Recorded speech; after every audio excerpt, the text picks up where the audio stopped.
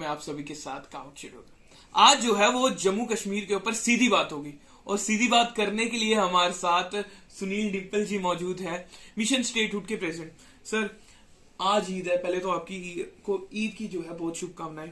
परशुराम जयंती भी है, उसकी भी शुभकामनाएं। और जैसे कि अभी मैंने देखा आप ईदगाह से आ रहे हो, तो सर क्या रहा आज का? जी बिल्कुल, ईदगाह में हम गए हुए थे, ईद की मुबारक अपने मुस्लिम भाइयों को देने के लिए गए हुए थे। और उस ईद के मौके के ऊपर हमने दुआएं की वहां पे, और सभी ने मिलकर के खुदा अल्लाह वाहिगुरु भगवान से ये प्रार्थना की कि हम 5 अगस्त 2019 को हमारे जम्मू कश्मीर को किसी की नजर लग गई है, जो हमारी 200 साल पुरानी रियासत का इतिहास आज खत्म किया जा रहा है। हमें तोड़ करके मामूली सी यूनियन टेरिटरी बना दिया, हमारा स्पेशल स्टेटस 370-35 से सब स्टेट सब्जेक्ट सब छीन लिया, और हमारे डोगरों की रियासत का वजूद और इतिहास आज मिटाया जा रहा है। और मुबारक की बात ये देखी है कि इतना खूबसूरत मंजर जो है वो जम्मू कश्मीर में ही देखने को और भारत में को ही देखने में मिलेगा। आज एक तरफ रामनवमी थी और नवरात्रों के त्योहार थे, आज भगवान परशुराम जी की जयंती है, जन्म दिवस है, अवतार दिवस है। आज जयंती नहीं मैं कहूंगा कि भगवान परशुराम जी का अवतार दिवस है, और पूरे हर्षोल्लास के साथ भगवान परशुराम जी का अवतार जन्म दिवस आज मनाया जा रहा है। उसकी भी बहुत बहुत ढेर सारी शुभकामनाएं। और इस मौके के ऊपर आज हमने ये दुआ के साथ साथ अपने मुस्लिम भाइयों को मुबारक के साथ साथ हमने ये भी खुदा भगवान अल्लाह वाहिगुरु से, जीसस क्राइस्ट से ये प्रार्थना की, दुआ की कि हमारी रियासत का दर्जा, हमारा स्पेशल स्टेटस 370-35 से जल्द वापिस आना चाहिए। और ये जो खून खराबा हो रहा है जम्मू कश्मीर में, टारगेट किलिंग्स हो रही हैं, इनोसेंट किलिंग्स हो रही हैं, जो डांगरी में हमला हुआ, जो कल हमारे सेना के जवान शहीद हो गए, छोटी छोटी उम्र के लोग थे, और किसी को कोई इंसाफ नहीं मिल रहा। अब तो 370 भी नहीं है, 35 भी नहीं है, और फिर भी उसके बावजूद आतंकवाद में कोई कमी नहीं आ रही है। तो हमने इसको लेकर के भी तमाम हिंदू, मुस्लिम, सिख, ईसाई, गुज्जर, बकरवाल, चिनाव वैली, पीर पंजाल के लोगों से अपील की है कि आपसी भाईचारा बनाए रखें, और इस मुश्किल के दौर में एक दूसरे को सहयोग करें, और आपस में मिलजुल करके रहें, ताकि हमारा मुल्क, हमारा भारत एक मजबूत भारत हो सके, और जम्मू कश्मीर का जो हमसे छीना गया है वो हम सब वापस। जम्मू कश्मीर की बात करें, स्मार्ट सिटी प्रोजेक्ट चल रहा है। पहले आपने देखा कि बहुत खूबसूरत तरीके से जीवल में वर्टिकल गार्डन बनाया गया, सब कुछ तैयारी की गई, और जिस तरीके से बता रहे हैं कि हमारी स्मार्ट सिटी ऐसे बनेगी, लेकिन बार बार देखने को मिलता है एक चीज बनाते तो है, फिर उसको फिर से तोड़ते, फिर से बनाना शुरू करते हैं। तो जिस तरीके से इन्होंने कहा आने वाले कुछ समय में, तो आपको क्या लगता है कुछ समय में ऐसा स्ट्रक्चर जो है स्मार्ट सिटी का बन पाएगा, या फिर से जनता को बेवकूफ बनाने की कोशिश? देखिए, इसी बात का रोना तो हम रो रहे हैं कि जम्मू कश्मीर में चुनी हुई सरकार नहीं है, यहां पे कोई असेंबली नहीं है, और ये सरकार हर रोज तुगलकी फरमान और फतवे जारी करके, और करोड़ों रुपए का गमन जम्मू कश्मीर में हो रहा है। करप्शन, भ्रष्टाचार, स्मार्ट सिटी के नाम के ऊपर धांधलियां हो रही हैं, और इसी बात का आवाज हमने दिल्ली तक पहुंचाई, और दिल्ली में तमाम पॉलिटिकल लीडर्स के साथ। जम्मू में स्मार्ट सिटी की आप बात करते हैं, और यहां पे सिर्फ स्मार्ट सिटी के नाम के ऊपर भ्रष्टाचार हो रही है, और लोगों को, गरीब आवाम को मिल रहा है स्मार्ट मीटर्स, बिजली के भारी भारी बिल, शराब की दुकानें खोल के मंदिरों को, शहर को स्मार्ट बनाया जा रहा है जम्मू को। और लोग हमारे टोल प्लाजास की रेट्स बढ़ गए, बिजली के किराए बढ़ गए, हमारे ऊपर बुलडोजर चलवा दिए, जमीनें हमसे खाली करवाई जा रही हैं। वहां पे तो बुलडोजर चलेगा ना, जो इलीगल होगा वहां पे चलेगा, जो लीगल होगा वहां पे नहीं। देख लीजिए, यहाँ पे जो लीगल जगह वहां पे नहीं चला, हाँ जहां पे इलीगल है वहां पे चल रहा है। जी, आप सीधी बात कर रहे हैं, तो हम भी सीधी बात से सीधा जवाब दे रहे हैं। हमारी ये जमीनों के ऊपर जो बुलडोजर चलाना है ये गैर कानूनी है, क्योंकि इल्हाक की शर्तें हमारे महाराजा हरि सिंह जी ने रखी थी। उन जमीन हरि सिंह जी के इल्हाक की शर्तों के मुताबिक ये हमारी जमीनों के ऊपर बुलडोजर नहीं चला सकते हैं, हमारी नौकरियों के साथ छेड़छाड़ नहीं कर सकते हैं। ये इल्हाक की शर्तों को इन्होंने 5 अगस्त 2019 को तोड़ा, और उसके बाद आप देखें कि एक Jammu Kashmir is on grand sale, heavy discount, state subject के बिना, डोमिसाइल के बिना कामेक्ष हमारे जम्मू कश्मीर के फ्लैट्स बना करके सरकार रूपनगर, मुट्ठी, इसी तरह कश्मीर में भी श्रीनगर डेवलपमेंट अथॉरिटी और जम्मू डेवलपमेंट अथॉरिटी, सुनिए एक मिनट, ये हमारे डेमोग्राफी को बदलने का, डोगरा रियासत की इतिहास को बदलने का एक साजिश की जा रही है। रूपनगर मुट्ठी में जम्मू डेवलपमेंट अथॉरिटी बना रही है plot open sale for the residents of India, यानी कि बिना स्टेट सब्जेक्ट के, बिना डोमिसाइल के, आप बिना किसी शर्त से ये सरकार बना बना करके उनको फ्लैट्स दे रही है। क्या ये डोगरा रियासत का खिलाफ वर्जी नहीं है? कल की तुम डोगरे अपने आप ही आखदे हो, अवाम डोगरे है, जम्मू कश्मीर की रियासत है, जिसने डोगरा कल्चर ही नहीं रहा। इन्हें इंस्ट्रूमेंट ऑफ असेशन जेडे महाराजा हरि सिंह जी का असेशन विले दिवस मनाने, उस असेशन दे चैप्टर की एनसीईआरटी की किताबें एक खत्म करा दे, यानी कि हमारे इतिहास को ही एनसीईआरटी के पन्नों से मिटाया जा रहा है। सर आप इतनी बात कर रहे हैं, लेकिन आप बैठते तो आप भी बीजेपी के बंदों के साथ, और ये तो अफवाहों में तो ये भी आ रहा है कि बहुत जल्द सुनील डिम्पल जो है वो बीजेपी का दामन थामने वाले हैं। तो आप ये इतना सुनने में आ रहा है, आपका बैठना उठना उनके साथ है, कितनी वीडियोस वायरल होती है, आप जो है बीजेपी के प्रेसिडेंट है उनके साथ बैठते हैं, तो इस तरीके से और भी बोल लीजिए, आपके क्वेश्चन में और भी सवाल हो गए, फिर मैं इकट्ठा ही जवाब देता हूं। ये सुनने में आ रहा है कि जो सुनील डिम्पल जी है वो जो है बीजेपी ज्वाइन करने वाले हैं। कभी आप गुप्कार के पास जाते हैं, कभी आप एनसी के साथ होते हैं, कभी महबूबा मुफ्ती के साथ, तो आखिर में आप जाना कहां पे जाते हैं? मैं वहां पे जाना चाहता हूं, मैं 1,30,00,000 अवाम की नुमाइंदगी कर रहा हूं। वो 5 अगस्त 2019 की से साड़ी रियासत की तोड़िया है, साढ़े बुजुर्गों की विरासत, महाराजा हरि सिंह जी की रियासत, साढ़े बुजुर्गों की पगड़ी म्यान सम्मान की, जेड़ा भारतीय जनता पार्टी ने इलहाक की तोड़िए, साढ़े बुजुर्गों की पगड़ी की अपने पैरों के तले कुचलिया हा। मैं उसी मान और सम्मान दे कने महाराजा हरि सिंह जी दे असे पहले महाराजा हरि सिंह जी के जन्मदिन की छुट्टी ली, साड़ी जंग जीतो ही हूं असें महाराजा हरि सिंह जी के इलहाक दी शर्तें वाली रियासत जम्मू कश्मीर लद्दाख पीओके गिलगित बल्टिस्तान की जम्मू कश्मीर का हिस्सा बनाइए, भारत का हिस्सा बनाना है। मेरा सवाल ये है, ज्वाइन हो रहे हैं सच में? क्योंकि इतनी अफवाहें है कि नहीं अब सुनील डिम्पल शायद बीजेपी में देखने को आए। अभी आप गुपकार भी कह रहे थे देखने, गुपकार भी, लेकिन ज्यादा जो है आवाज इस समय बीजेपी की आ रही है। आप अभी महबूबा के लिए भी कह रहे थे, लेकिन आवाज तो ज्यादा वहां से आ रही है ना, आवाज अभी ज्यादा बीजेपी की आ रही है। देखिए, और आपको ज्यादा देखा भी इस समय बीजेपी के साथ ही जा रहा है।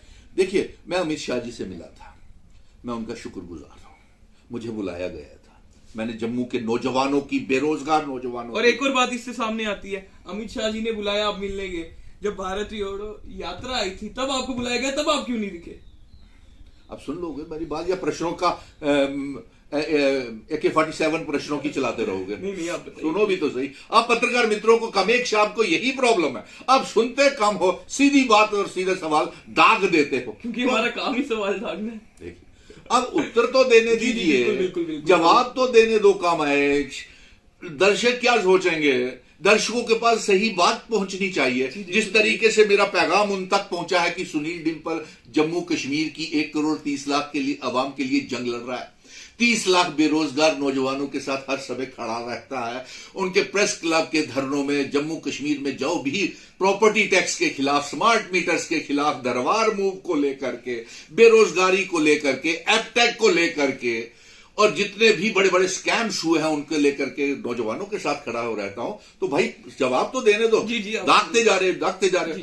देखिए, मैंने आपसे कहा कि मैंने अपने बुजुर्गों, सुनील डिम्पल जम्मू कश्मीर की 1,30,00,000 के लिए अवाम के लिए जंग लड़ रहा है, 30 लाख बेरोजगार नौजवानों के साथ हर समय खड़ा रहता है, उनके प्रेस क्लब के धरनों में जम्मू कश्मीर में जो भी प्रॉपर्टी टैक्स के खिलाफ, स्मार्ट मीटर्स के खिलाफ, दरबार मूव को लेकर के, बेरोजगारी को लेकर के, एपटेक को लेकर के, और जितने भी बड़े बड़े स्कैम्स हुए हैं उनके लेकर के नौजवानों के साथ खड़ा हो रहता हूं। तो भाई जवाब तो देने दो। दागते जा रहे। देखिए, मैंने आपसे कहा कि मैंने अपने बुजुर्गों की विरासत और उनका मान सम्मान वापिस लाना है, और मैंने यह भी कहा था, कामेक्ष आप याद कीजिए, आज से 2 साल पहले, 3 साल पहले जब भी आपने मेरे इंटरव्यू किए हैं, मैंने तभी कहा था कि मैं तमाम राजनीतिक दलों को एक मंच के ऊपर लाऊंगा, और मैंने यह भी कहा था कि जो मेरा विजन डॉक्यूमेंट मिशन स्टेटहुड का है, जम्मू कश्मीर और लद्दाख को फिर से इकट्ठा करेंगे, अपना स्टेट सब्जेक्ट स्पेशल स्टेटस 370-35 से इल्हाक की शर्तें फिर से लागू करवाएंगे और पीओके गिलगित बल्टिस्तान को जम्मू कश्मीर का हिस्सा बनाएंगे।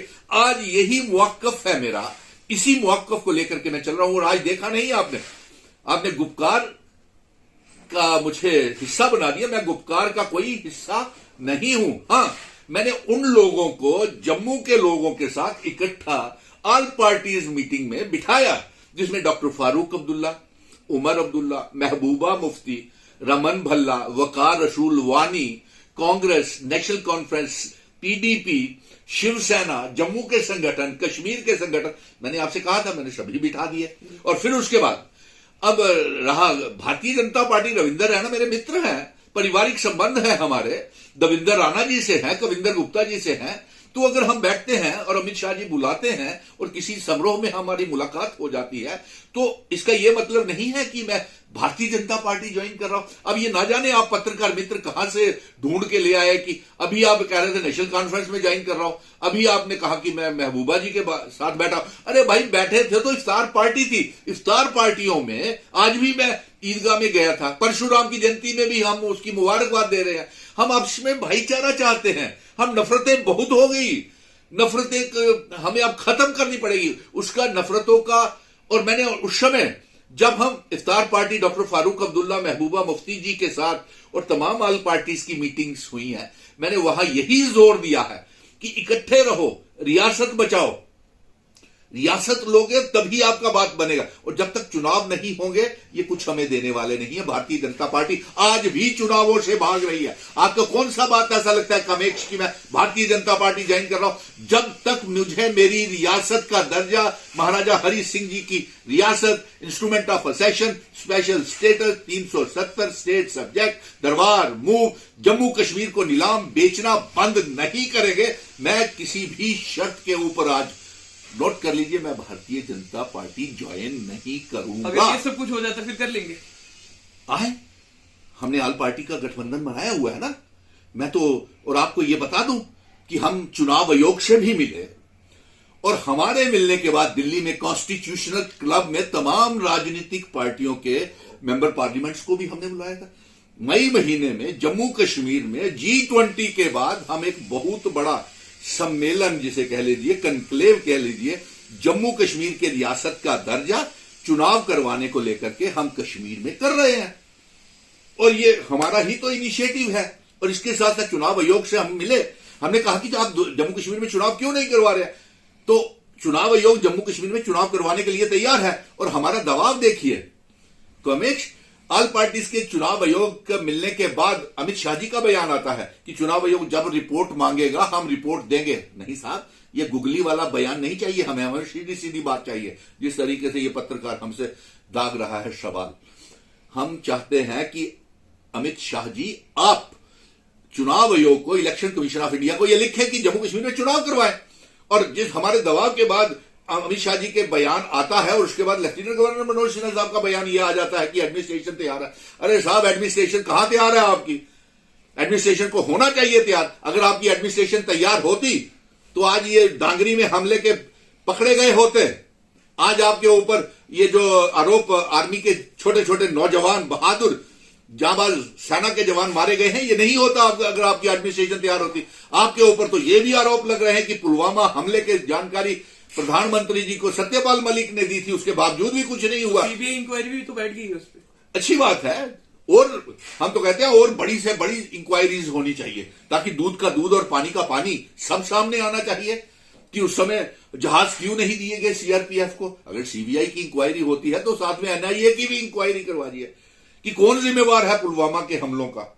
और फिर उसके बाद आप ये कहते हैं कि हम उनको भी मिले, चुनाव आयोग को, और चुनाव आयोग जम्मू कश्मीर में का दौरा करना चाहता है। हमने कल ही अभी चुनाव आयोग के उच्च अधिकारियों के साथ बात की है। दिल्ली में 2 दिन की मीटिंग चल रही है और हमने उन्हें फिर से न्योता दिया है कि आप जम्मू कश्मीर के दौरे के ऊपर आए। और चुनाव आयोग ने यह खुद माना है कि वैक्यूम है जम्मू कश्मीर में चुनाव नहीं होने की वजह से लोगों के बीच में, और इनका लोग मुश्किल के दौर से गुजर रहे हैं और लोग मुश्किल के दौर से के साथ मुसीबतों का दौर है और जम्मू कश्मीर के लोगों की सुनवाई नहीं है।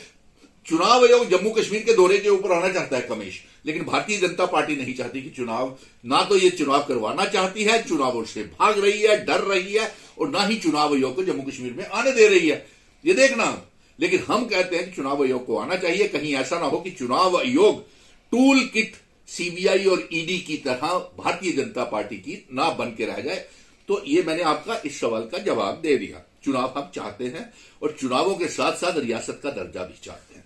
सीधी और आखिरी बात, क्या अब सुनील डिम्पल जी जिस तरीके से लगातार आप प्रोटेस्ट कर रहे हैं, जिस तरीके से आने वाले समय में, अब जैसे आप कहते हो कि अगर ये सब कुछ स्टेटस मिल जाएगा तो मैं बीजेपी ज्वाइन कर लूंगा, तो क्या तब अगर कुछ ऐसे मुद्दे होंगे जो बीजेपी के खिलाफ से ही निकल रहे होंगे, तब भी आप उसके खिलाफ आवाज उठाएंगे या नहीं?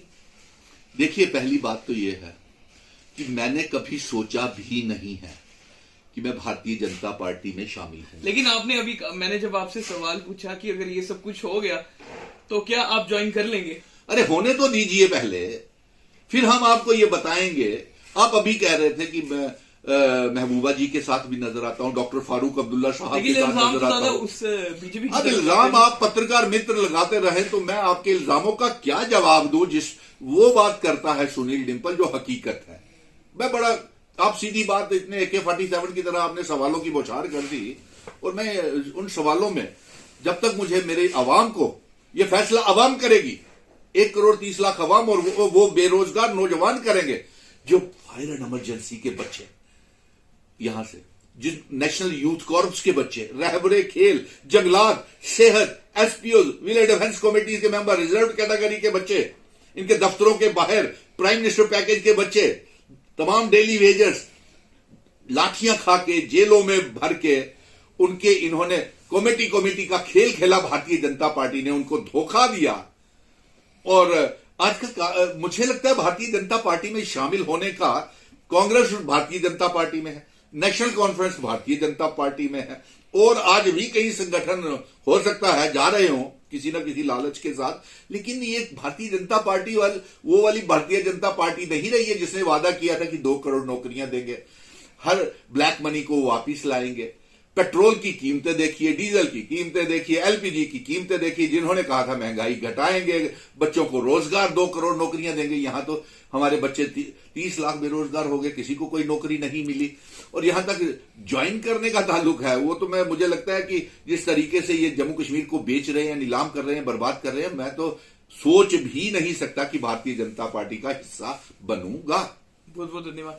तो साफ तौर पर सुनील डिम्पल जी से आज सीधी बात हुई और सीधे सीधे इन्होंने कह दिया कि मैं बीजेपी ज्वाइन नहीं करने वाला, चाहे जितना मर्जी। हाँ, मेरा ये है, अगर हमारा स्टेटहुड वापिस मिलता है जो हमारे दर्जे हैं, फिर मैं सोचूंगा। देखिए कमेश, एक बात और मैं कह दूं जी, आपने कहा भारतीय जनता पार्टी मेरी दुश्मन नहीं है। बिल्कुल, बस आप उनकी विचारधारा। नंबर 2, अगर भारतीय जनता पार्टी जिस तरीके से हमारे ऑल पार्टीज के ऊपर आरोप लगाती है, इल्जाम लगाती है, जिस तरीके से आपने भी इल्जाम लगाया कि मैं गुपकार का हूं, तो गुपकार कोई छुआछूत की तो प्रॉब्लम नहीं है। वो किन मुद्दों के ऊपर लड़ रहा है? वो तो मेरे ही विजन डॉक्यूमेंट के ऊपर चल रहे हैं कश्मीर वाले, और जम्मू के भी मैंने उनको अपने विजन डॉक्यूमेंट के ऊपर लाया है। और फिर हमारी मुखालफत अगर ये करें कि ये ऑल पार्टीज वाले तरह तरह से मुखालफत कर रहे हैं, जो भारतीय जनता पार्टी की B और C टीमें हैं। हम अलग जम्मू कश्मीर रियासत नहीं चाहते हैं, हम और बंटवारा जम्मू कश्मीर का नहीं चाहते हैं। हमारे महाराजा और बुजुर्ग हमें इतनी बड़ी रियासत देकर गए थे, 200 साल पुरानी रियासत, जम्मू कश्मीर, लद्दाख, POK, गिलगित बल्टिस्तान, जिसकी सरहदें थी, और आप 5 मरले के प्लाट में आके जम्मू को बिठाना चाहते हैं। वो अलग जम्मू नहीं होगा। आप पहले जो अलग जम्मू, और जिन लोगों ने अपने घर को टूटने के ऊपर ढोल बजाए, मिठाइयां बांटी, आज वो देखे कि जम्मू कश्मीर डोगरा रियासत के ऊपर कितना बड़ा इतिहास की मिटाया जाता, NCERT की किताबें चा तुहाड़ा वजूद मिटाया जाता, तुहाड़ी जमीनें की बिना स्टेट सब्जेक्ट, बिना डोमिसाइल दे जम्मू डेवलपमेंट अथॉरिटी बेची जा दी, तुहाड़े जमीनें ऊपर बुलडोजर चलाया जाता, तुहाड़े ऊपर तुसी मकान मालिक होने के बावजूद किराएदार प्रॉपर्टी टैक्स लगाया जाता, शराब की दुकाना खोलियां जा रही। तो ये सारे बातें हैं। हाँ, ये मुखालफत करते हैं हमारे भारतीय जनता पार्टी वाले। तो मैं इनसे कहूंगा कि अगर सुझाव है आपके पास भी कोई कि हमारी रियासत का दर्जा कैसे हो सकता है, तो हमारे दरवाजे आपके लिए ऑल पार्टीज के भी खुले हुए हैं। आइए बैठिए, मैं आपके साथ भी बैठने को तैयार हूं और उन तमाम पार्टीज के साथ बैठने को तैयार हूं जो हमें कभी गुपकार कह देते हैं, कभी ये ऑल पार्टीज वाले कह देते हैं, कभी ये कश्मीर की भाषा या जम्मू की भाषा। आज जम्मू का कोई बात करने के लिए तैयार नहीं है, तो मैं उनके साथ सभी के साथ बैठने के लिए तैयार हूं। आप कोई मंसूबा लेके सामने तो आए, अपने बुजुर्गों की और विरासत को बचाएं तो सही। इसलिए मेरे दरवाजे सभी के लिए खुले हैं और मैं सभी के साथ बैठने के लिए तैयार हूं। तो साफ साफ इनका यही कहना है कि फिलहाल हमारे जम्मू कश्मीर की जो हालत है उसको ठीक करिए, फिर हम आपके साथ बातचीत करने के लिए खुश हैं।